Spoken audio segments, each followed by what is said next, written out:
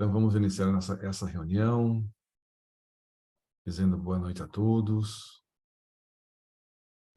agradecendo ao Mestre Jesus pela oportunidade de estarmos todos reunidos para estudo de mais esse livro. Obrigado, Mestre, por esse planeta maravilhoso que nos permite a nossa evolução nos dois lados da vida. Obrigado aos companheiros que nos ajudam na nossa jornada evolutiva. Obrigado ao nosso irmão que escreveu esse livro e que nos serve de estudo, de ensinamento, de discussão. Obrigado, Mestre, por todas as experiências que temos na nossa jornada. Que possamos aproveitar essas experiências para crescermos, nos aperfeiçoarmos. Que nós possamos aproveitar os exemplos de nossos irmãos e nos esforçar para sermos pessoas cada vez melhores, ajudando também o nosso próximo. Pai nosso que estais nos céus, santificado seja o vosso bendito nome. Venha a nós o vosso reino, seja feita a vossa vontade, assim na terra como nos céus. O pão nosso de cada dia dá-nos hoje e sempre, Senhor. Perdoa-nos, Senhor, nossas dívidas, assim como nós perdoamos aos nossos devedores. E não nos deixeis cair em tentação, e livra-nos de todos os males. Porque teu é o reino, o poder, a glória e a misericórdia. E graças ao bom Deus.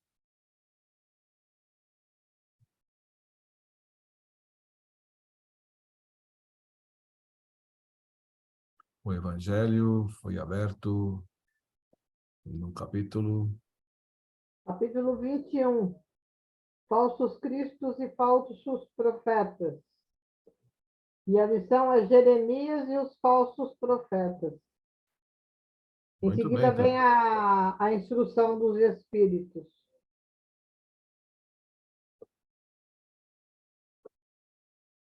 então, ó, tá certinho com a lição de hoje.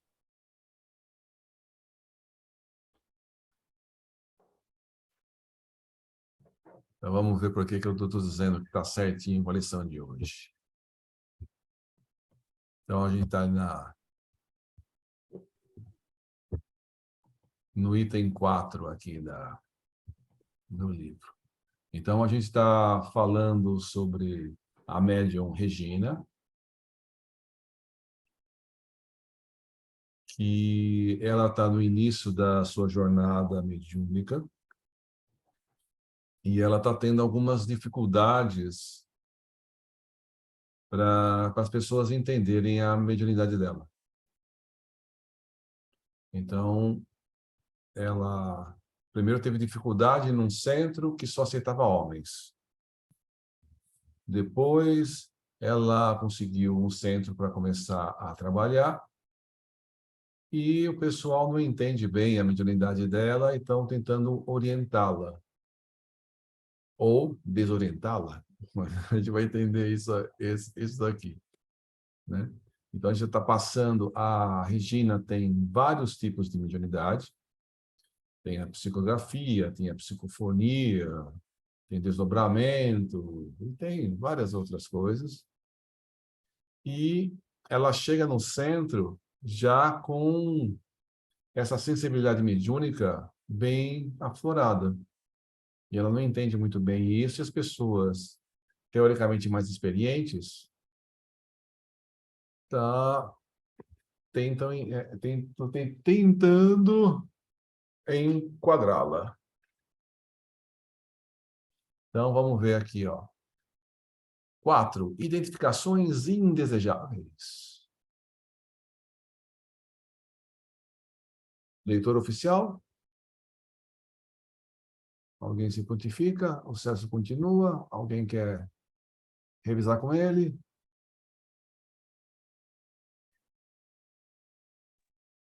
Sandro, você Continuo. pode revisar com o Celso hoje?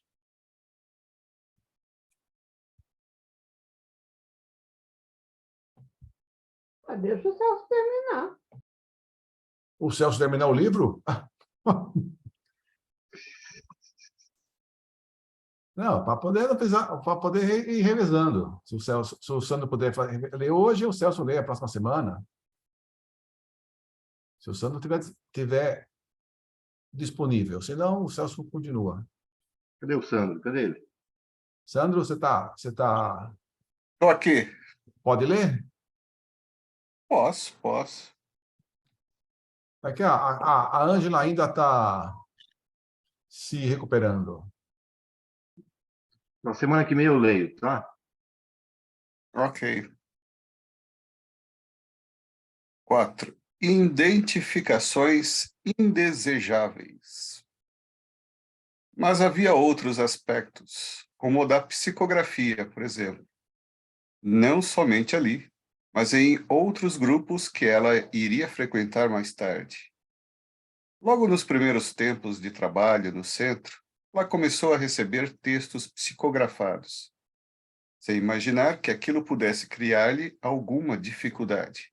A regra não era precisamente a de dar passividade?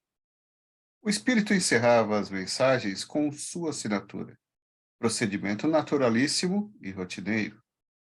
O problema é que surgiam nomes considerados como verdadeiros tabus, tidos como privativos, exclusivos de determinados médiuns, como se fossem propriedades de tais médiuns. Só através de determinados medianeiros, mensagens de certos espíritos eram confiáveis e aceitáveis. Tal procedimento choca-se, aliás, com a prática adotada e preconizada pelo codificador, que exatamente nos pontos mais delicados e controversos, gostava de testar a informação dos espíritos com diferentes médiuns. Vemos em O Evangelho segundo o Espiritismo e em Obras Póstumas mensagens do próprio mentor do Espiritismo, o Espiritismo de Verdade, produzidas por diferentes médiuns, em locais também diversos. Ali naquele centro, contudo, era um Deus nos acuda quando o manifestante encerrava sua página com certos nomes tabus, com os quais nem a jovem médium estava familiarizada, como Bezerra de Menezes, Alta de Souza e outros. Novata no movimento espírita, ela não tinha a menor ideia do que representavam tais nomes. Bastava-lhe saber que as mensagens estavam corretamente formuladas, do ponto de vista doutrinário, e eram acatadas com agrado pelos seus ouvintes e leitores, depois de recebidas nas reuniões públicas. Passavam até pela crítica atenta dos dirigentes do grupo, que nada tinham a objetar nelas quanto ao conteúdo ou à forma. O único problema era mesmo de que ela não podia, como médium iniciante, receber mensagens assinadas por entidades que lhe eram desconhecidas, mas consideradas importantes demais para a insignificância da jovem médium. E isso em nada contribuía para torná-la mais confiante. Pelo contrário, ia ficando cada vez mais confusa e insegura, cultivando inibições de difícil erradicação, que, por pouco, não paralisam sua florescente mediunidade. Ante esses inesperados problemas, ela ficava sem saber como proceder nas situações mediúnicas em que participava. Como fazer, por exemplo, para que o espírito não assinasse a comunicação?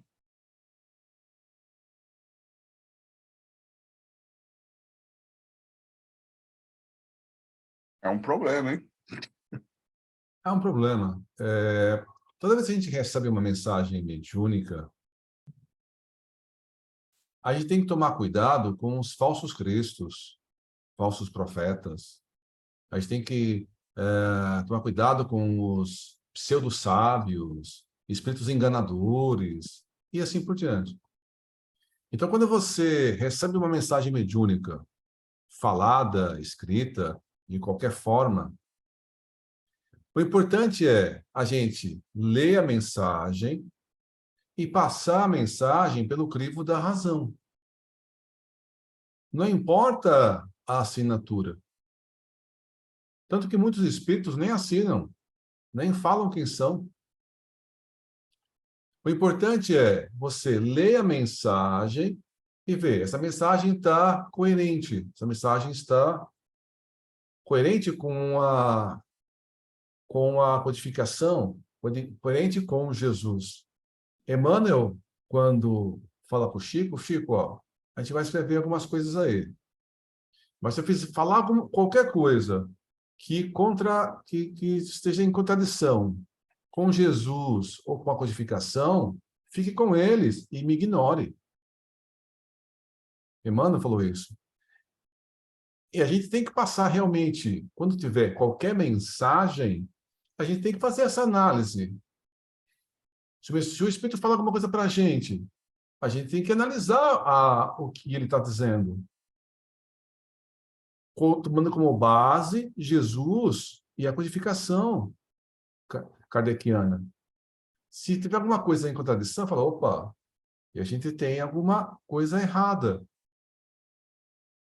Ou do espírito, que está querendo se passar por outro, ou o espírito é pseudo-sábio, enganador.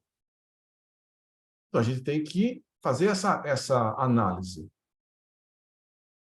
Agora, o pessoal aí, ele estava simplesmente desconfiando da mensagem porque a médium era jovem. Jovem de idade? Não, jovem de pouca experiência mediúnica, pelo menos dentro da casa espírita. Ela estava começando a trabalhar a mediunidade e já dava comunicações de espíritos como Bezerra de Menezes, Alta de Souza, entre outros. Eurípides Barçanufo, acho que na primeira conversa que ele teve numa reunião mediúnica, ele falou só com o João Evangelista. Só isso ele falou. Eu estava batendo papo com o João Evangelista. Na primeira reunião mediúnica que ele participou, tal, ele fez uma pergunta e veio lá, o João Evangelista respondeu para ele. Ah, então devia ser enganação, né? Porque não é possível que o João Evangelista ia lá responder para o Eurípides Barçanufo, né? Que absurdo um negócio desse. Então, a gente não pode acreditar só na assinatura. Também não pode desconfiar se é uma assinatura de um espírito, só porque é um espírito conhecido. E uma coisa ou outra, analisa-se o texto, analisa-se o conteúdo.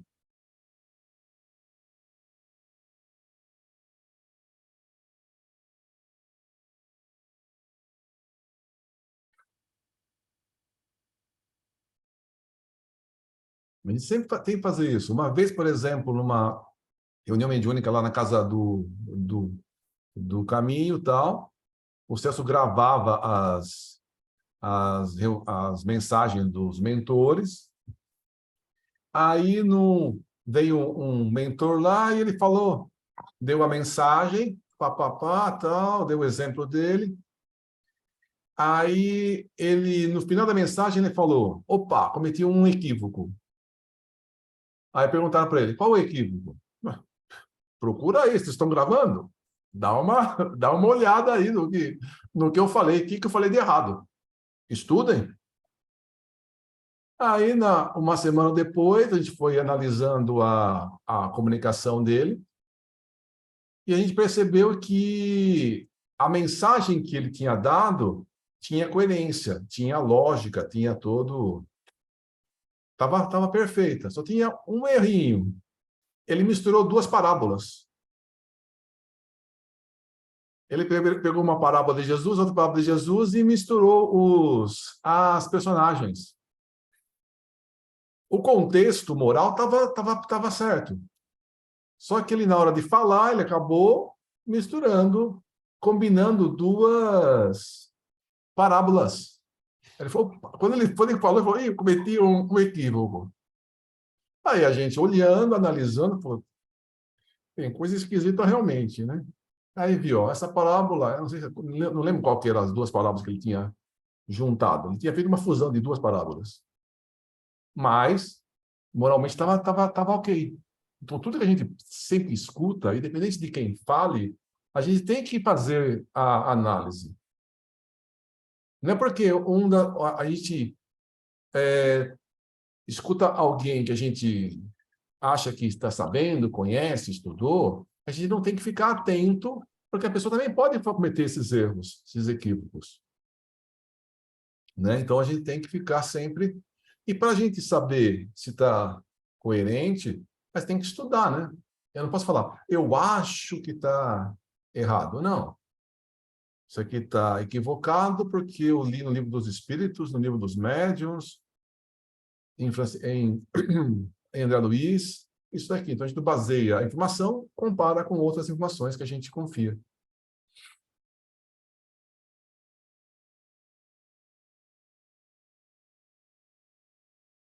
Comportamento padronizado. Enquanto isso, agravava-se também a pressão do grupo sobre suas manifestações psicofônicas, chamadas de incorporação. Sua mediunidade operava por desdobramento. Ela se via fora do corpo físico. O manifestante aproximava-se e assumia seus controles mentais, sem tumultos ou excessos. Eram normais as manifestações, sem gritos, sem palavras inconvenientes, sem atitudes de agressividade ou descontrole. A entidade conseguia, contudo, expressar adequadamente sua personalidade e seus conflitos, modulando a voz segundo suas emoções e gesticulando moderadamente e com naturalidade. O problema, porém, é que elas não aceitavam prontamente a doutrinação dos dirigentes incumbidos de lhes falarem. Não se sujeitavam passivamente à esperada obediência e concordância. Elas discordavam, testavam, expressavam suas próprias ideias e pontos de vista, bem como a intensidade de suas emoções e convicções. Isso era desastroso para a pobre e aturdida médium. Terminadas as reuniões, ela era chamada à parte para nova sessão de doutrinação, dessa vez dirigida especificamente a médium. Coisas como estas: se o médium não é rouco ou gago, o espírito não pode falar com voz rouca ou gaguejar. Se o médium é mulher, não se admite que o espírito fale com voz grave de homem. E nada de gestos ou movimentações do corpo, dos membros ou da cabeça. E nada de olhos abertos. E não podia ela permitir que o tom de voz se elevasse e que a entidade respondesse ao doutrinador, com sua cota de contestação. Mas, Senhor, o espírito não estava ali precisamente para ser tratado, entendido, compreendido e, se possível, convencido a mudar de rumo? Se ele se comportasse dentro dos padrões rígidos da casa, aceitasse prontamente os argumentos ou as imposições dos dirigentes, concordasse com tudo e se portasse como um cavalheiro ou uma dama de esmerada educação, então, o que viera fazer ali? A moça ia ficando cada vez mais confusa e insegura. Perguntava o que fazer para evitar que as coisas ocorressem daquela maneira, indesejável segundo os padrões ali vigentes. Mas a única orientação recebida consistia em dizer que, assim não pode ser. Estava encerrada a conversa. Ademais, a pessoa que lhe fazia tais advertências e lhe transmitia tais instruções também funcionava como médium. Obviamente, sua experiência mediúnica era diferente da dela, pois, como vimos, a mediunidade mesmo dentro da mesma chave classificatória, tem seus matizes e peculiaridades individuais. O instrutor, no caso, desejava o impraticável, senão impossível, ou seja, padronizar todas as manifestações mediúnicas pela sua, que operava de maneira consciente, sem o que costumamos chamar de incorporação. Em outras palavras, ele não sentia em toda a sua plenitude a presença do manifestante e nem se entregava a este para que o próprio espírito operasse seus dispositivos mediúnicos, como no caso da moça. Não que as manifestações por seu intermédio ficassem automaticamente sob suspeição, mas eram diferentes, características de sua personalidade mediúnica.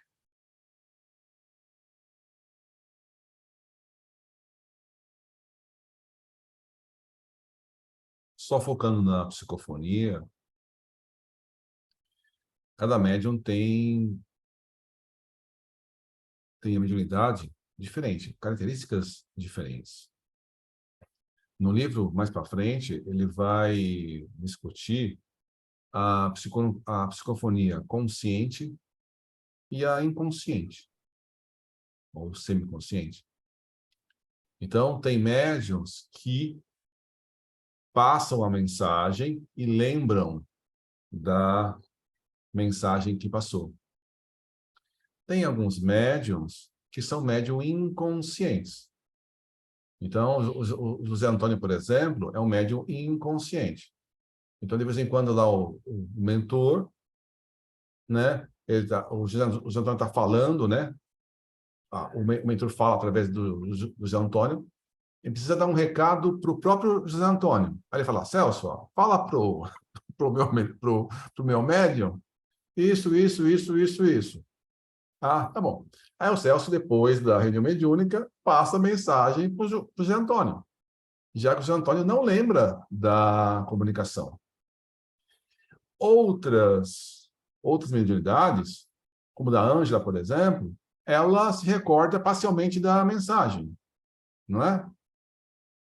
Talvez não se recorde totalmente, mas pelo menos de uma parte da mensagem, de como foi, assim e tal, da Sônia, da Eliana, são mediunidades conscientes ou semiconscientes. Então, você, às vezes, não lembra toda a comunicação, mas lembra parcialmente. Então, quando você é médium, você é um intermediário. Então, se a mediunidade é consciente, se manifesta de um certo tipo. Se é inconsciente, é de outro. E ele está dizendo que ele queria que o médium falasse com a voz do médium. Que as palavras, né, que fossem utilizadas e o tom de voz fosse do médium. Ou seja, ele queria uma mediunidade totalmente consciente, que o espírito se aproximasse e o médium captasse a mensagem e falasse a comunicação como se fosse simplesmente uma intuição. Ele vai falando, sem gesticular, sem chacoalhar, sem alterar o tom de voz, sem contestar o doutrinador. Para que ele estava lá, então? Muitos espíritos estão lá e chegam revoltados, sofredores, com problemas. E para você tentar ajudar a pessoa, você tem que entender o que a pessoa está passando. Se a pessoa fala tudo no mesmo tom, como é que o doutrinador vai entender o problema que ele está passando? Então, é interessante que o médium consiga transmitir o sentimento, as emoções do espírito, para que o doutrinador consiga... Como é que a gente vai ajudar? Como é que a gente vai esclarecer essa pessoa? Então, é importante. Logicamente que, independente do médium, se é consciente ou inconsciente, existe um certo filtro, um certo controle para que o médium não levante, não bata na mesa, não fale muito alto, não saia correndo. Então, tem que ter um certo filtro, mas falar um pouquinho mais alto, se movimentar e mostrar o sentimento é importante para a gente entender quem é o espírito para poder saber como conversar. É interessante isso daí dos rótulos e do enquadramento, né? Se ela tivesse na Umbanda, ela estava feliz, tá? Eu tive o meu começo lá na Umbanda, lá, e você tem uma percepção que o tipo de predominância de mediunidade do pessoal é muito mais similar ao dela, né? Um pouco mais inconsciente, né? Da força psicomotora ali, né? A forma como ele vai lá e ele se descola, na forma da manifestação, é muito mais parecido dentro daquele tipo de corrente de trabalho que o pessoal realiza lá e do tipo de mediunidade dela, né?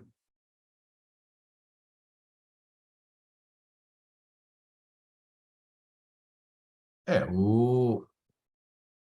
Agora, quem está tentando colocá-la no eixo é outra médium. E tá tentando fazer com que a Regina se comporte exatamente como ela, a outra médium. Mas a mediunidade são, apesar de ser ambas É psicofonia, diferente. não são idênticas. Provavelmente uma era consciente e a outra inconsciente. Então, tem essas dificuldades. Você pode falar, a minha experiência é assim. Mas eu não posso querer que todo mundo tenha a minha experiência. Então, ela está iniciando, tentando entender a mediunidade. Então, ela está meio perdida, né? Porque as pessoas não estão atrapalhando ela em vez de ajudar. No caso, prof, que é que ela filtra muito mais do que o necessário. Não tem necessidade dessa restrição toda. Claro que não. Ela tira a personalidade do manifestante. É como ela falou, se vai colocar ele como uma pessoa elegante, educada, totalmente equilibrada, o que ele foi fazer lá? Né? Exatamente.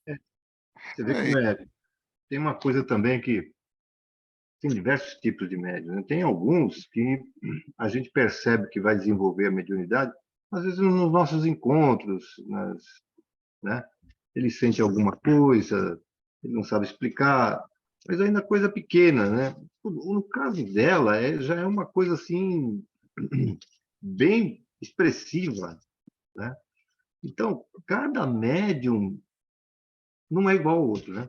Não é igual ao outro. Então, por isso que quando chega um médium à nossa casa, a gente tem que tratar, primeiro, para procurar compreender a insegurança, aliás, vai falar sobre isso, né? A insegurança do médium, porque o seu desconhecimento sobre as coisas, né? A gente tentar esclarecer alguns exemplos que existem pelo próprio conceito lá da doutrina espírita e de algumas mensagens do que tem lá no Espiritismo, lá no Livro dos Médiuns, né? Em outros lugares. Pelo menos para poder a pessoa identificar, né? E quando estiver na reunião mediúnica, né, tem que ser muito, muito parcimonioso, né? Você tem que tá sempre querendo conversar com a pessoa, se ela está se sentindo bem e desenvolvendo naturalmente as coisas, lógico, né? Você só vai educando essa mediunidade, dizendo, olha, cuidado com, né, com gestos expressivos, palavrões, né, chulos, né, assim, ter aquelas pancadas horríveis na mesa, como se fosse querer quebrar. Isso daí já passa né, do estado de segurança, né?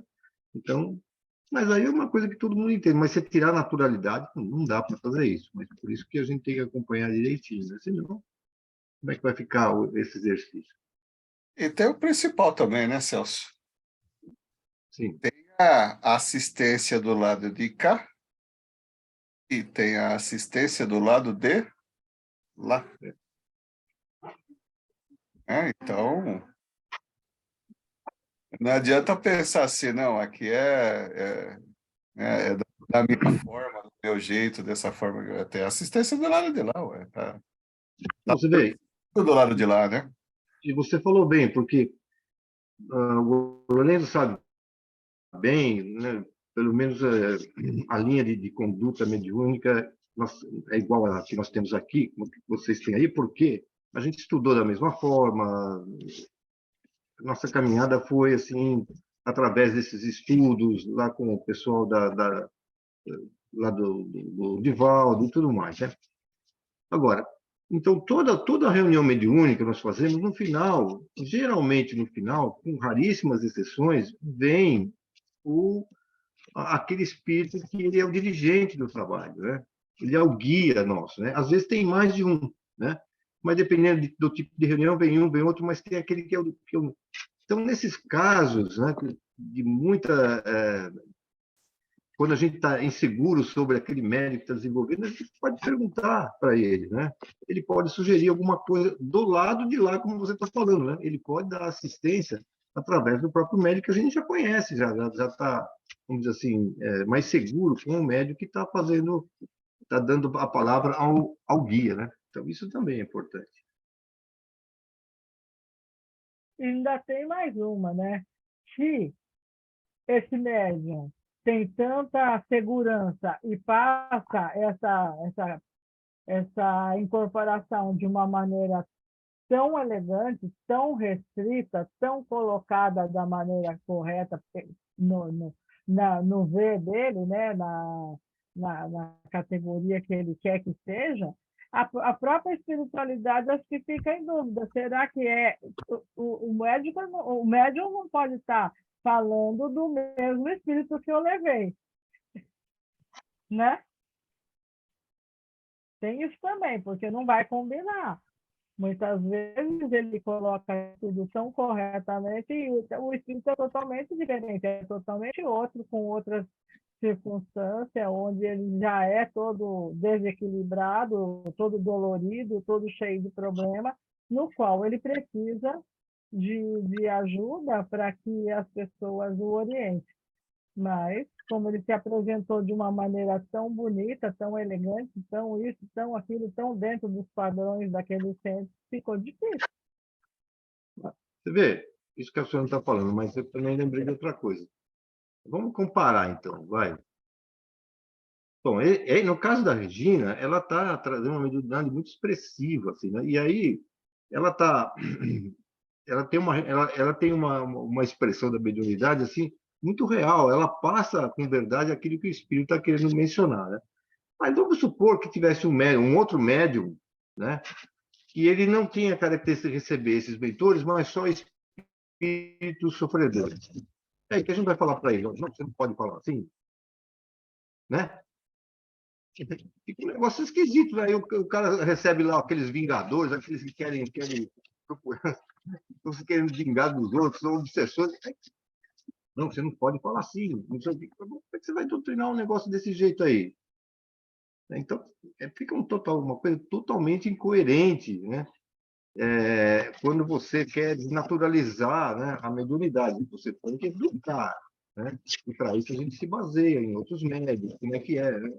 Quando você vê, principalmente as manifestações através do Divaldo, ou do próprio Chico Xavier, que tem algumas, né?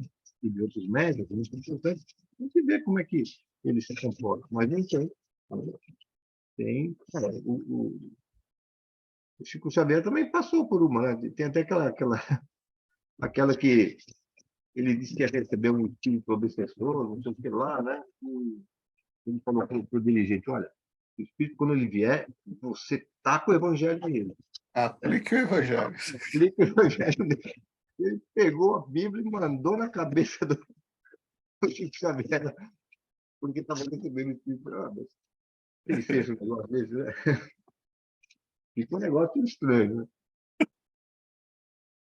né? Vamos lá. 6. Insegurança. À medida que se elevavam os índices de pressão sobre ela, aumentavam proporcionalmente sua insegurança. No exercício da psicografia, tentava conscientemente ou inconscientemente bloquear as assinaturas, o que parece ter conseguido. Ou as próprias entidades resolveram deixar de assinar para não lhe criar dificuldades. O certo é que as mensagens continuavam a vir, com textos aceitáveis, doutrinariamente boas e sempre filtradas no crivo da crítica, como convém, aliás, mas sem assinaturas comprometedoras. Contudo, à medida que a mensagem ia chegando ao fim, a médium mantinha-se em estado semiconsciente. Era sempre um momento de tensão e expectativa. Ela ficava nervosa, coração acelerado, preocupada, com medo do nome que pudesse ser grafado. Nos trabalhos de psicofonia, ia para a mesa mediúnica literalmente aterrada, com receio de que a entidade manifestante pudesse dizer ou fazer. Evidentemente que essas emoções, temores e angústias criavam um clima psicológico negativo e inadequado às manifestações, o que contribuía para agravar as tensões e a insegurança da médium. Mas o que fazer? Como mudar a situação para a qual ela não via remédios e não recebia instruções precisas de quem estava incumbido de orientá-la? Pois não procurava integrar-se no movimento espírita precisamente para entender o que se passava com ela e como canalizar suas faculdades para a tarefa do bem? Será que estava sendo rejeitada pelas estruturas do espiritismo e não admitia essa difícil e incompreensível realidade? Afinal de contas, desde que buscara o primeiro contato com o movimento, entrara em zona de turbulência e continuava a voar em agitadas camadas atmosféricas, pondo em risco a nave e sua única tripulante. Ninguém vinha dizer-lhe como controlar a instrumentação que havia sido colocada à sua disposição. Tinha, obviamente, uma tarefa ali, mas como levá-la a bom termo se continuava como que perdida, voando sem rumo, sem saber o que fazer ou, pelo menos, como aterrissar? O teto era baixo, o voo cego, e os horizontes pareciam impenetráveis e ameaçadores nas suas escuras tonalidades. Longe de perceber qualquer saída para a luz, ela sentia que voava para o centro de uma tormenta maior ainda do que aquela da qual estava tentando escapar. E que os problemas e dificuldades com os dirigentes do grupo agravavam-se com a passagem das semanas. Se antes os fenômenos eram incompreensíveis, passaram a ser traumáticos. Ela sentia-se desequilibrada, emocionalmente instável, temendo a própria mediunidade, o que suscitou nela um mecanismo bloqueador. Criou-se, com isso, um círculo vicioso. Quanto maior seu esforço em conter as manifestações em busca do padrão mediúnico predominante, mais as coisas se complicavam e mais duvidosa parecia sua mediunidade aos que a policiavam de perto. Entendiam mesmo que suas faculdades traziam vícios de origem de difícil correção àquela altura. Ao contrário da maioria dos médios da casa, que ali mesmo haviam seguido um plano de desenvolvimento segundo os padrões locais, a moça era médium espontâneo, que se aproximara do grupo já pronta para o trabalho, com algum conhecimento doutrinário, e continuava a estudar assiduamente a doutrina, e com experiência de anos de convivência com extensa faixa de fenômenos. A mediunidade era, a seu ver, uma faculdade natural, espontânea, sem artifícios ou temores, uma função psicossomática, como respirar, ver, falar, metabolizar os alimentos, e assim por diante. Desenvolver o quê? Modificar onde? E por quê? E como?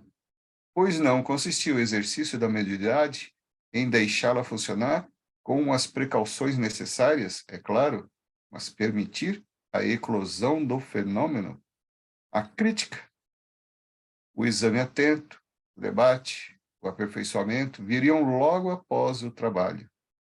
Esse trabalho educativo, no entanto, precisava ser conduzido com serenidade, compreensão, sensibilidade e tato. E já tato, né? E tato. Em qualquer atividade humana, a crítica é desejável, mas precisa ser inteligente, construtiva, sensata. Isso ali não acontecia. Portanto, não houve condição de dar continuidade ao trabalho a que ela se propunha. E, novamente, sentiu-se ela desamparada e confusa.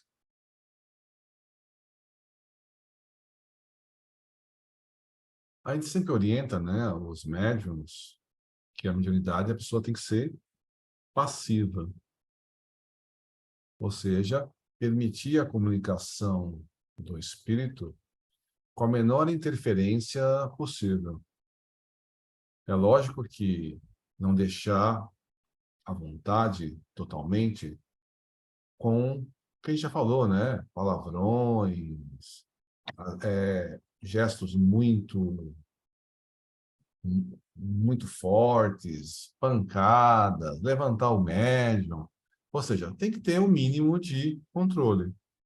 Mas permitir, de modo geral, que ele transmita os seus sentimentos, transmita o que ele está sentindo. Então, o médium é um intermediário, ele tem que ser passivo, tem que permitir que a comunicação flua da melhor maneira possível. Agora, como eles estão instruindo a Regina a padronizar a mediunidade, ela fica muito amarrada, ela fica muito tensa, e ao invés de ela ser passiva, ela está sendo ativa. Ela tá querendo colocar a comunicação nos padrões que aquela casa exige. Aí ela está realmente interferindo na comunicação. Então, se aquela comunicação inicial tinha um padrão doutrinário, tinha todas as características boas de uma boa comunicação, de uma boa mensagem, depois, com toda essa insegurança que ela tem, ela acaba interferindo na comunicação. Então, ela não é mais passiva. Porque ela está tão insegura na comunicação que ela realmente interfere para tentar que as pessoas não a critiquem de forma. Então, ela fica totalmente confusa. E, logicamente, que as mensagens, as comunicações ficam confusas. Não só a média, mas de um modo geral. Não é assim que a gente deve conduzir. Logicamente que, dentro da mediunidade, a gente avalia o médium em desenvolvimento, a gente pode falar, ó, tenta melhorar aqui, isso, fazer aquilo. A gente vai fazendo uma conversa para que ele vá desenvolvendo. E, normalmente, no início, a gente fala o seguinte: o que vier na sua mente, você fala, você se expressa. Porque muitas vezes no início, o médium vem algumas ideias na mente e ele não tem ideia se aquelas pensamentos são dele ou do médium, é dele ou do espírito. Então fica aquela sensação: será que essas ideias são minhas? São intuídas? E no início é realmente uma mistura de pensamentos próprios e de fora. E à medida que você vai escrevendo ou vai falando, você vai adquirindo uma sensibilidade e você vai conseguindo diferenciar o que é seu pensamento, o que é pensamento de um terceiro. Mas no início, as coisas são muito confusas, na maioria dos casos. No caso da Regina, ela já vem com uma mediunidade mais aflorada desde o início.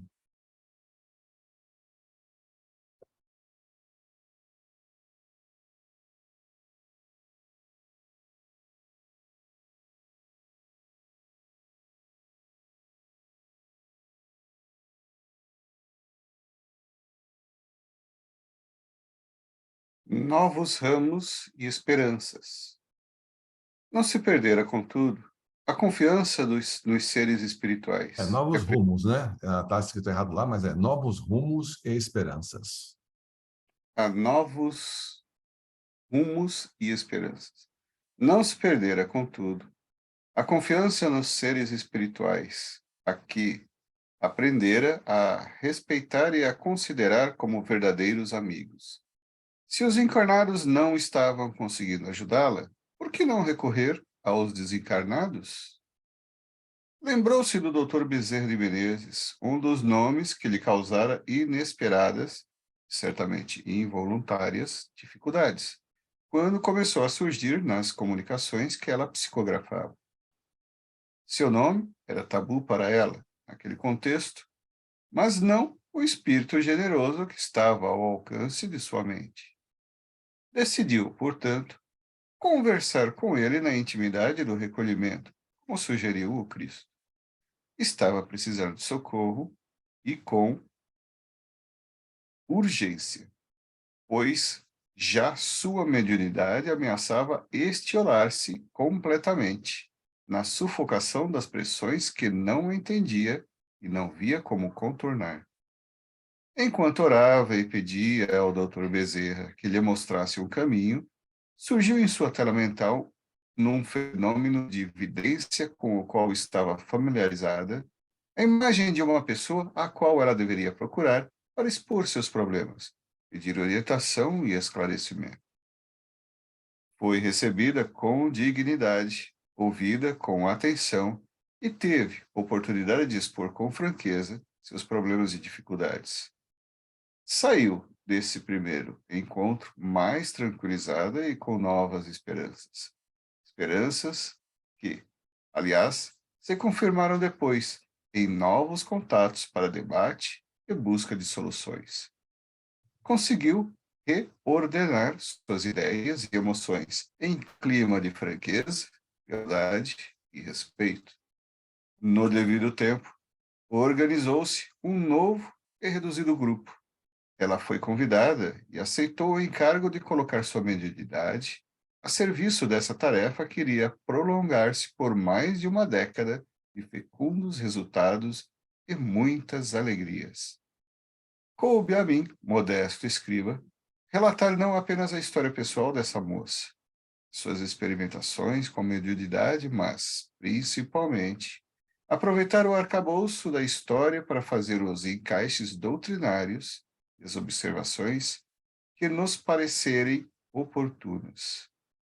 É nosso desejo e esperança que o relato que se segue, rigorosamente calcado numa realidade e que assume a responsável postura de um depoimento vivo, possa servir de inspiração e ajuda a todos quantos se interessem pela fenomenologia mediúnica e anímica.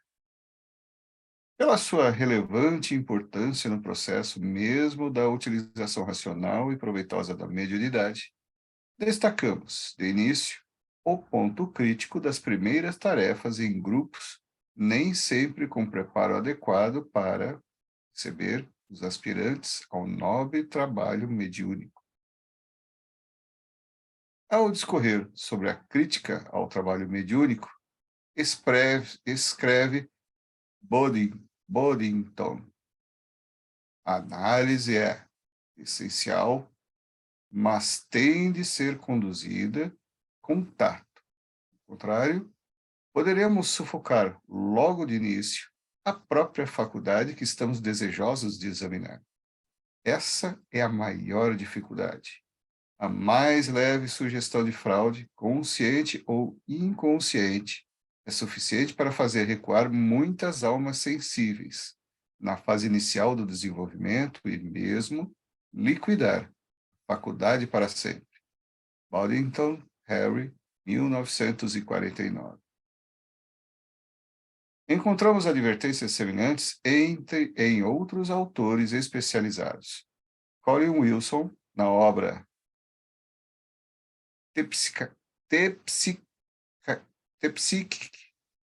Detectives, por exemplo, citando Hudson, adverte que as faculdades mediúnicas ele prefere caracterizá-las como poderes psíquicos.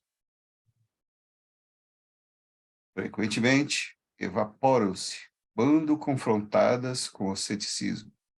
A mente subjetiva é intensamente sugestionável, daí porque a mera insinuação de fraude leva a uma catástrofe nervosa. Wilson Collin, 1984.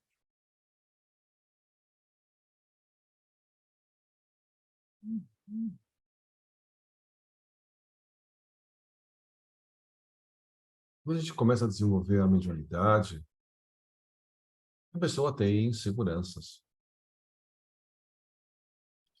Se você começa a criticar muito essa pessoa, a pessoa se inibe, as pessoas se fecha e bloqueia a mediunidade. Logicamente que a pessoa iniciando a mediunidade, ela tem que desenvolver. Ela nasce já perfeita? Não. O Chico Xavier, que tem uma mediunidade estupenda, ele também teve que desenvolver a mediunidade. Emmanuel vai escrevendo textos e textos e textos e textos, e textos doutrinários muito bem escritos. E só depois de muitos textos, de muitas noites, pilhas e pilhas de textos escritos, é que o Emmanuel fala, agora você está pronto. Nessa pilha de textos que você escreveu, tem muita coisa boa, mas pode queimar tudo. Porque a partir de agora a sua mediunidade está ok. A partir de agora a gente consegue escrever para você e você interferir o mínimo possível. Agora, se a gente for pega uma pessoa que chega na casa e começa a desenvolver a mediunidade e a gente começa a criticar demais, a pessoa não vai se desenvolver, ela vai se inibir. Então, a gente tem que tomar o cuidado. Não fazer muitas críticas. Outro, não acreditar na mensagem logo no início. Então, tem gente que começa a psicografar e já publica nos livros, na internet, e assim vai. Mas será que essa comunicação, a parte anímica da comunicação, não é maior do que a parte espiritual? A influência que eu, como médium, tenho na comunicação, eu estou expressando mais a minha interpretação dos fatos do que a posição do espírito? Então, eu não posso também acreditar totalmente. Então, eu tenho que desenvolver. Então, tem que saber, tem que ter muito tato para falar com as pessoas. Mesmo os médicos mais experientes, aí, médicos mais experientes, a gente fala, a pessoa se melindra. Eu, algum tempo atrás, falei com um médium experiente da casa, ele não fala comigo até hoje, porque eu tentei ajudá-lo. Só isso, eu falei, ó, olha, isso aqui, tentei fazer com o maior tato, não sei se eu consegui, mas parece que não. Mas eu tentei falar com tato, não sei o quê, papá. Experiências, eu sou médium psicofônico? Não. Mas Leituras como essa, por exemplo, essa leitura dessa diversidade dos carismas, me trouxeram muito conhecimento. E eu tentei passar uma parte desse conhecimento para esse médium. E ele se ofendeu comigo. Eu, como médium experiente, você quer me ensinar? Que é isso? Que absurdo um negócio desse. Então, se o médium experiente acaba se melindrando, imagina o médium no início. Então, tem que ter muito cuidado na hora de falar. Tem também, né? A gente tem que considerar o seguinte: geralmente, os médios que aparecem na casa espírita já trazem uma eclosão dessa mediunidade na sua própria casa, né? A casa que ele vive. E geralmente a casa que ele vive, ele não é espírita, né? A maioria dos casos que está desenvolvendo mediunidade são famílias que são católicas, evangélicas, né? Não vai pensar que a mediunidade só desenvolve em famílias espíritas. Não é verdade, né? Aliás, ao contrário, muito ao contrário. Então, como essas pessoas, essas famílias estão desfamiliarizadas com o estudo da doutrina espírita, desconhecem totalmente, acham que aquilo lá é um absurdo, né? E aí vai levar o médium para psiquiatra, vai ter uma opção de atitudes, né? E ele já vem, às vezes, né, desorientado mesmo, né? Ele já vem até com críticas ou então colocações feitas pelo próprio pessoal da família, né? Aí você precisa reprogramar, ajudar a se reprogramar, buscando a lógica da doutrina espírita, tudo isso para poder ajustar um padrão de tal forma que ele consiga desenvolver educar a sua mediunidade, né?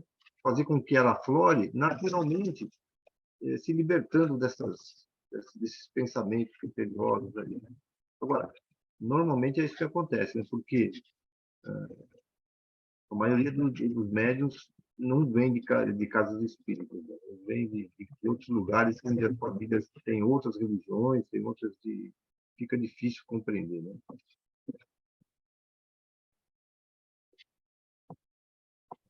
O próprio Sandro falou da Umbanda, né? A Umbanda trata a mediunidade um pouco diferente do Espiritismo, né? Então, se a pessoa começa a usar a mediunidade dentro da Umbanda e depois vem para a doutrina espírita, ele tem que haver algumas modificações. E, às vezes, até mais difícil, né? De uma pessoa que começou na Umbanda trabalhar a mediunidade na doutrina espírita, porque ela vem com alguns vícios de como a Umbanda...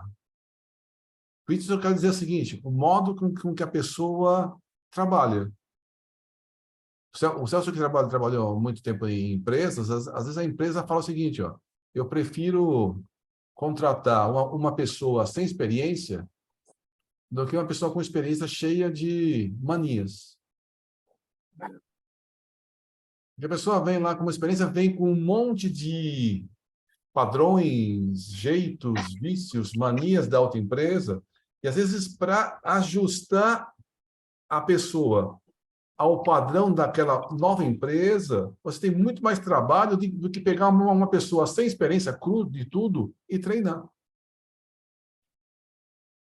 A mesma coisa é você trabalhar a mediunidade em um lugar e depois trazer para o outro lugar. Então, às vezes, a pessoa trabalha de um jeito e, na hora de trazer para o outro lugar, ela acaba dando esses conflitos.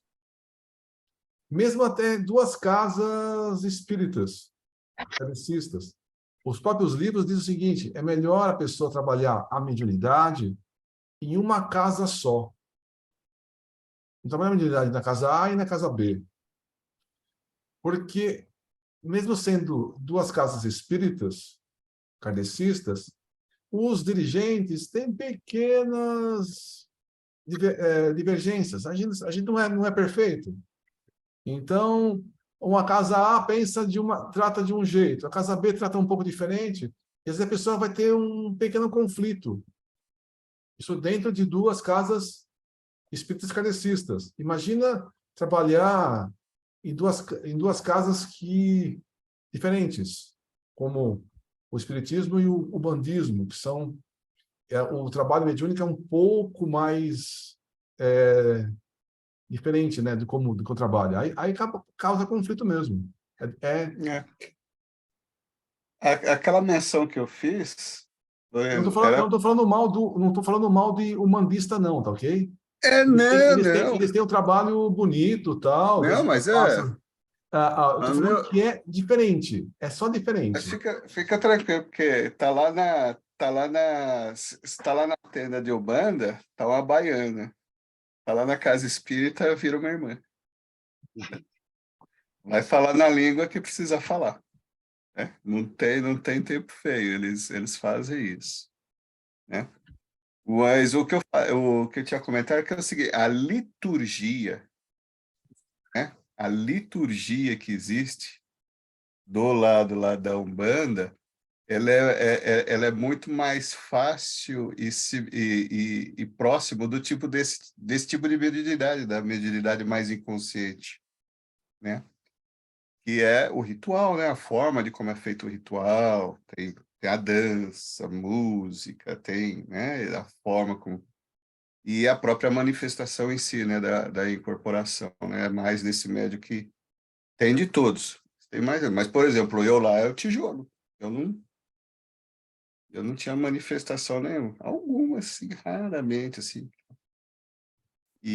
Mas foi na mesa branca no kardecismo, que eu tive as manifestações de fato, né? É até engraçado, outro dia estava lá a Lili, né? A Lili tá me ajudando aí, né? Nas quintas-feiras. Nunca. Então, eu tenho um colega que me ajuda aí quando as coisas estão meio complicadas lá. Nunca esse colega, assim, eu tinha percebido, por exemplo, quando eu estive lá na Umbanda, e há muitos anos, mais de 20 anos atrás, tá?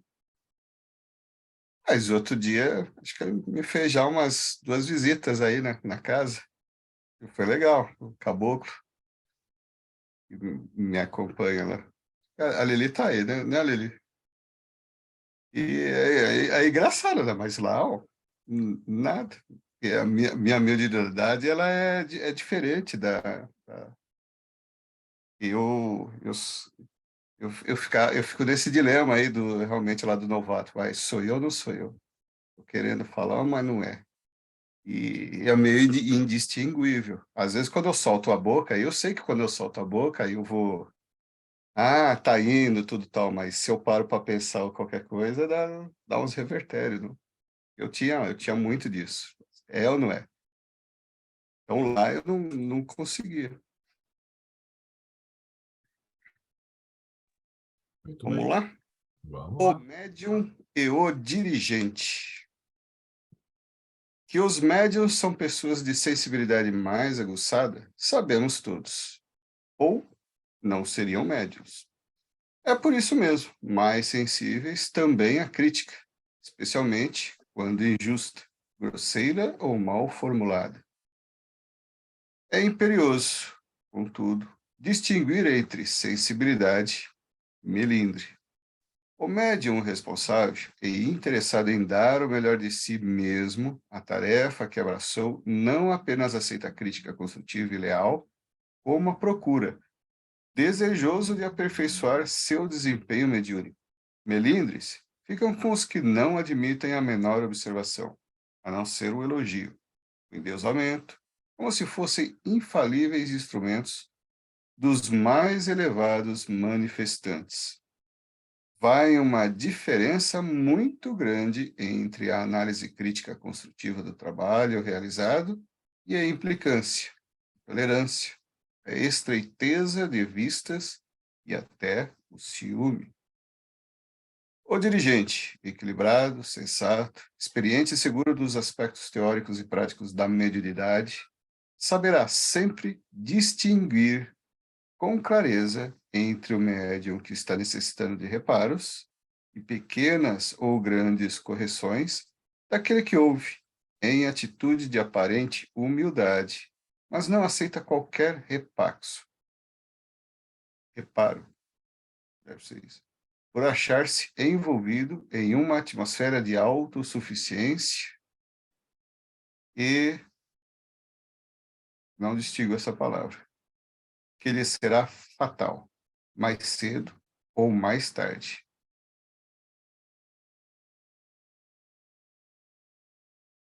E essa palavra aí não deu para distinguir, não, aí no... Infabilidade. Infabilidade. Infabilidade. Tá bom para fazer uma palavra cruzada, hein? Infabilidade. Eu não tinha percebido, não. Ele Eu será tô com um livro aqui, né? Por isso que mais eu falei. tarde. Também estou com o livro aqui.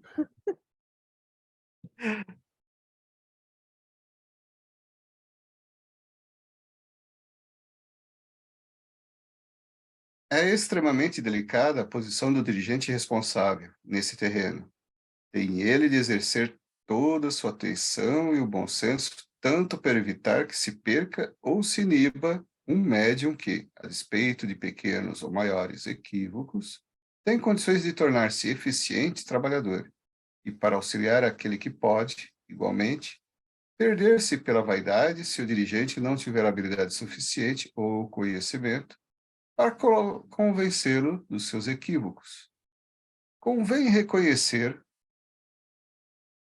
ainda que há casos realmente irrecuperáveis de médios iniciantes ou mais experientes que se deixam envolver pela perniciosa convicção da infabilidade. Cabe aí ao dirigente admitir humildemente que não tem condições de modificar o quadro. Não lhe resta alternativa senão a que costuma adotar os próprios espíritos orientadores, ou seja, a de abandonar o médium, assim contaminado pela vaidade aos seus próprios recursos. Não há como violentar seu livre-arbítrio, nem como impedir que ele assuma as responsabilidades pelo que fizer de si mesmo e das faculdades que tenha recebido como instrumento de trabalho, serviço do próximo. Seja como for, os primeiros contatos de um médium iniciante, ou no qual a mediunidade acaba de ser diagnosticada, são altamente críticos. É nessa hora que muito se define do futuro. Se for acolhido com a necessária compreensão e adequadamente orientado e instruído, poderá chegar a ser excelente colaborador na tarefa para a qual, evidentemente, veio preparado. Se mal recebido, tratado com condescendente superioridade, aspereza, incompreensão e intolerância, ante as peculiaridades de suas faculdades, é grande a responsabilidade daqueles que não souberam ou não quiseram estender a mão, no momento oportuno, ao que vem precisamente para ser ajudado a servir. No caso da moça de que trata este livro, pudemos observar claramente que foi à custa de impressionante obstinação e humildade que ela conseguiu vencer as barreiras iniciais da rejeição. A reação normal e esperada numa pessoa tratada de maneira como ela foi, seria a do desencanto, da decepção, do abandono puro e simples da tarefa, o que seria deveras lamentável, não apenas para ela, como para todos aqueles aos quais ela viria contribuir para que fossem ajudados ao longo dos anos em que, afinal, conseguisse exercer, com equilíbrio e competência, suas variadas faculdades.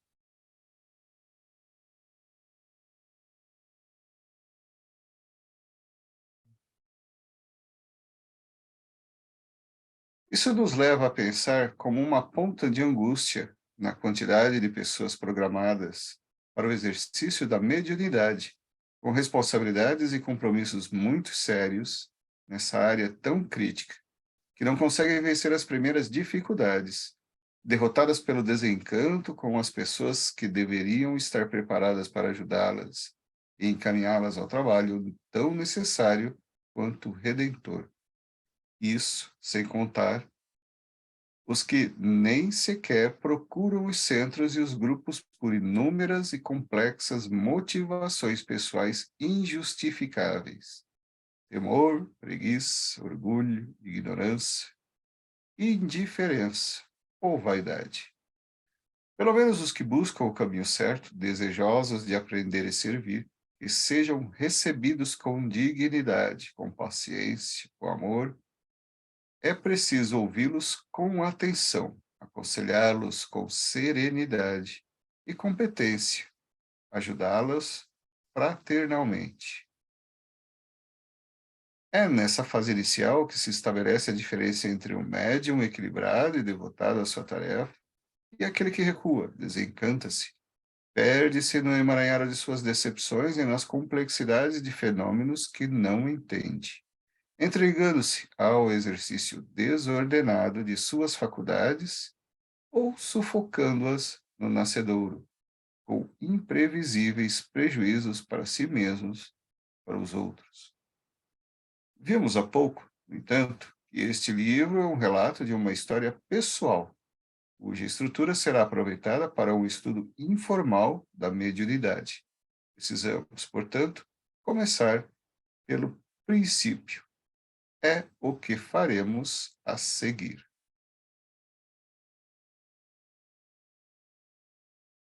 Fiquei com uma pergunta, uma dúvida, né? Me passou um pensamento, assim.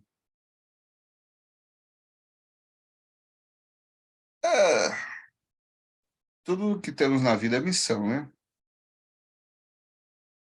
E como é o pedaço do próprio início da missão da mediunidade, o quanto ela é a missão, o quanto ela pode ser facultada, ela ser fruto de um trabalho de esforço. Pegando o exemplo da colega, em que ela teve que exercitar a humildade e a perseverança para poder alcançar a sua própria sintonia, o seu ponto ideal. Eu digo isso pelo seguinte, já como uma intérprete, dava para passar um bilhetinho ali, né? Mas o bilhete não veio. Então, a Porque tem gente, no caso dela, né, ela sentiu um monte de dificuldades. Eu fiquei com isso, né? Ela foi num centro que só aceitava homens. Aí foi no segundo centro que totalmente padronizado. Aí ela pede, Bezerra de Menezes, me ajuda. E ela teve a intuição do Bezerra de Menezes, vai e procura tal pessoa. Aí, quando ela pediu ajuda, ela teve a intuição do Bezerra e procura tal pessoa. Aí ela, conversando com essa pessoa, ó, eu estou fazendo isso, eu sinto aquilo, vai, vai, vai, vai. Aí a pessoa instruiu, falou, ó, realmente você tem razão, você precisa de orientação. E esse grupo que você está fazendo parte, não está te ajudando. Então, ela poderia buscar um outro grupo, agora não, ou para que tivesse mais instruído, ou, no caso, parece que eles montaram um grupo, né? Foi entendido o livro, eles acabaram montando um grupo e, a partir desse grupo, eles foram se desenvolvendo. Existe muito disso também, né? Você tem lá um grupo mediúnico, uma certa casa espírita, e, às vezes, dessa casa espírita acaba se separando em duas. E, às vezes, tem duas possibilidades. Esse grupo que está saindo se sente diferente desse grupo que está ficando. Agora, pode ser que quem está melhor instruído é o que ficou ou o que está saindo. Tem as duas coisas. Então, às vezes, sei lá, o grupo que está saindo quer fazer modificações grandes na doutrina, E o grupo falou, não, não, não é assim, tem que seguir um certo padrão. Dentro da nossa casa, a gente procura seguir as instruções de outros grupos respeitáveis, como o grupo do Divaldo. Então, como é que a gente vai trabalhar? Vamos ler as orientações do grupo Divaldo, que é respeitável, para poder a gente saber não fazer modificações sem nenhum critério. Então, a gente lê o material, tem material legal do grupo do Divaldo, que ele acaba escrevendo, né? Do grupo, né? E acaba a gente fazendo e procurando estudar, né, em grupo, para poder a gente traçar rumos para o nosso grupo. Não é da cabeça de um ou de outro que vem, vamos fazer tal coisa.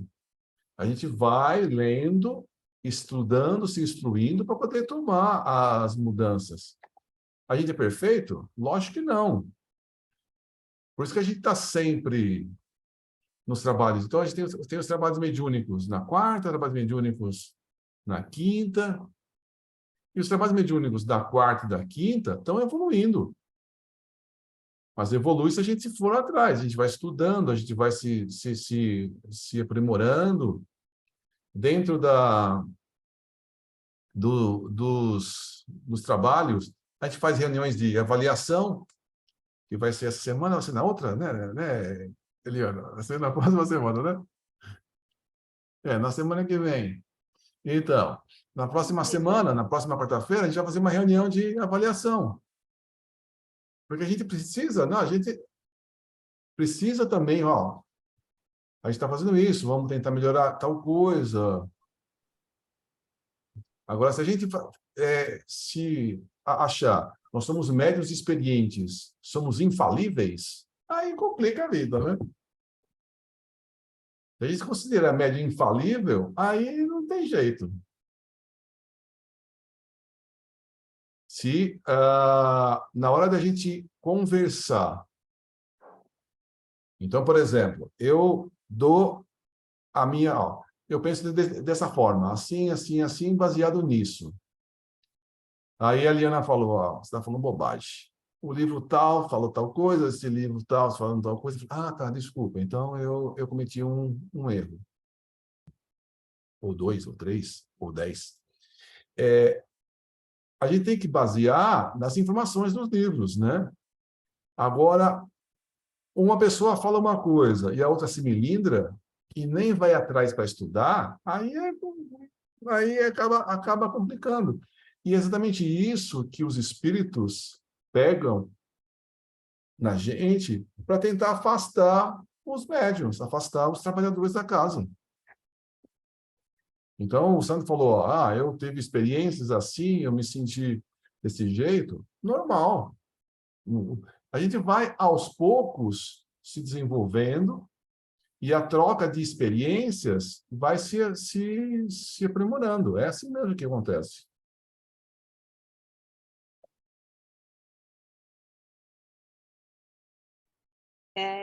Só queria falar que, lendo aí começando aí a ler o livro, assim, eu não vim por exemplo, eu vim de outras casas também. Fui na Paz e Filhos, né? Fui até na Umbanda, minha madrinha era umbandista. Tinha outra também, a casa ali, como é que é? Obreiros do Bem, né? Porque o meu problema estava aflorando, né? A mediunidade aflorando. Mas, assim, eu não, ali, tentando achar um lugar que pudesse me explicar ou me dar um norte, assim, de como seguir.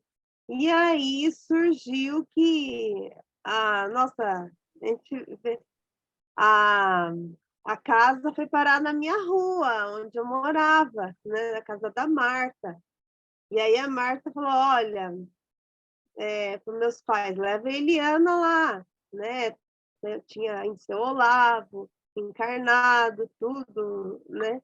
E graças ao acolhimento, né, o acolhimento aí da casa, o Celso, o pessoal, todo mundo, o tio, e graças a esse acolhimento e essa, peraí, vamos com calma, né? Aí continua até hoje aí nessa casa aí, bendita, abençoada aí, como trabalhadora, né? Que tem muito ainda que aprender. É isso mesmo, Liliana, que o estudo da mediunidade deve ser sempre contínuo, né? Mas não podemos nunca esquecer que ela deve ultrapassar a sala mediúnica, porque as nossas atividades com as pessoas, no nosso trabalho, na nossa família, em todo lugar, nós podemos, porque ele disse aqui, né? Se o médium é sensível, ele é mais sensível que as outras pessoas, né? Então, quando você está na rua, alguém que está precisando de ajuda, logo você percebe, o médium principalmente percebe com mais nitidez o que a pessoa está precisando, o que alguém está precisando. Ou então mesmo, ele é sensível à crítica, mas ele tem que suportar isso, né? Então, essa convivência externa é muito importante para quando a gente vai na sala mediúnica também, porque não adianta você exercer com, vamos dizer assim, com toda a técnica possível a mediunidade, né? Quando o seu padrão de comportamento não é compatível, né? Então, tem que compatibilizar o padrão de comportamento, né, com a mediunidade que você está exercendo, né? Porque se o seu comportamento não for bom, você vai receber mais obsessor lá dentro, você vai estar mal acompanhado, enfim, você sabe como é que é o negócio, né? Porque a lei que vinga mesmo é de afinidade. Então, essas avaliações que a gente faz muitas vezes, a gente tem que considerar o extra sala, né? Que você que é o conjunto que vale a pena, né? Agora, sempre, sempre, porque tem uma frase até que eu vou utilizar aqui é de um camarada chamado, acho que é Denzel Washington, acho que é Denzel, não sei soletrar, se alguém conhecer bem direitinho, mas ele fala assim, Denzel Washington. oi? Denzel Washington. Denzel Washington, é. Ele diz assim, olha, para aquele que está cometendo erros, ou está se ignorando, né? O diabo não vai perturbar, não. O diabo vai perturbar quando você está fazendo as coisas corretas. Então, se é isso mesmo, você imagina, se a gente está tentando fazer a mediunidade certinho, obedecer aos ensinamentos de Jesus, é lógico que a gente vai ser assediado. E é justamente por isso que a gente precisa desenvolver essa habilidade de saber comunicar-se com as pessoas, saber ser sensível a isso, né? Porque muitas vezes a gente atrai os espíritos de outra pessoa que está precisando de ajuda e vai levar para casa mediúnica. Você tem que suportar algumas dores, algumas inconveniências, tudo isso daí, né? Então, porque tem hora que o médium parece que está falando tudo certinho, né? Tem dia que ele vai, parece que está tudo ruim, não sei. Então, o dirigente tem que perceber isso daí também, tem que saber essas flutuações que existem, os porquês, né? Nas avaliações, por que está acontecendo isso? Então, tudo isso é um conjunto de coisas que a gente só vai agregando nos conhecimentos e depois desenvolve bem. Aí, quando chega uma pessoa que está iniciando a sua melhoridade, que traz problemas de fora, para dentro da nossa casa, né? Então, a gente está sabendo melhor compreender essa pessoa, né? Porque já as nossas experiências conosco mesmo e com os outros que passaram, né? A gente sabe compreender melhor o que está acontecendo, né? E é o que está acontecendo, o que a Regina está expondo, porque ela encontrou, graças a Deus, eu acho que alguns que têm conhecimento melhor e formaram um grupo mais coeso de estudo, de avaliação e de desenvolvimento mediúnico, né?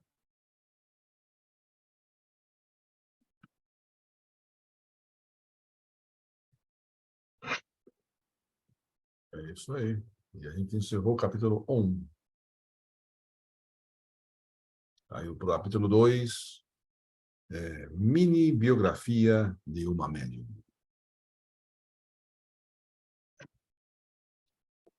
Aguardem.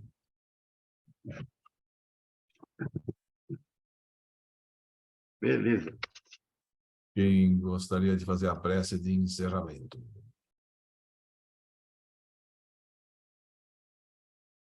Mais voluntários?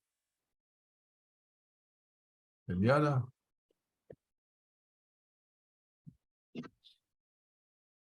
Então, elevamos o nosso pensamento ao nosso Mestre Jesus, ao nosso Pai Criador, e agradecemos por passarmos momentos do estudo da doutrina, dos espíritos, da mediunidade, do Consolador prometido pelo Mestre Jesus, e que possamos ter essa paz, essa harmonia para as próximas reuniões. Agradecemos aos nossos amigos espirituais, nossos anjos de guarda, anjos protetores, e que possamos pôr em prática, aos poucos, tudo aquilo que vamos aprendendo, sempre com a orientação do Divino Mestre Jesus. E assim dizemos: Pai nosso, que estais nos céus, santificado, Pai, seja o vosso nome. Venha a nós o vosso reino, seja feita, Pai, a sua vontade, assim na terra como nos céus. E o pão nosso de cada dia nos dai hoje sempre, Senhor. Perdoa, Pai, as nossas dívidas, assim como devemos perdoar aos nossos devedores. E não nos deixeis cair em tentação, e livra-nos, Pai, de todos os males, pois a ti pertence o poder, a glória e a misericórdia, para todos sempre. Que assim seja, em graças a Deus.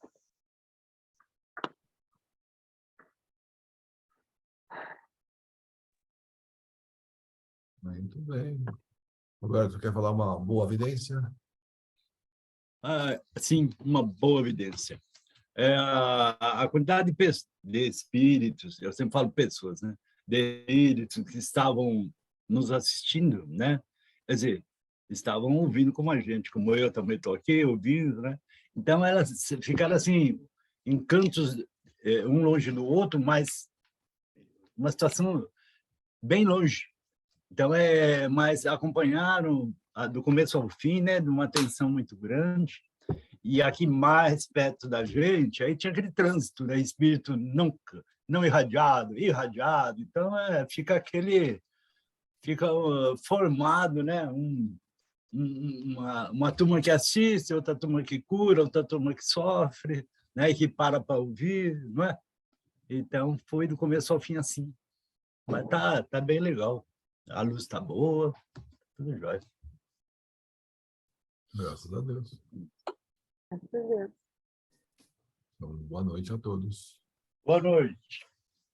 Boa noite. Celso. Tchau, Lili. Boa Tchau, noite, gente. Tchau, Tchau, viu? Tchau, Carla. Até amanhã, hein? Até amanhã.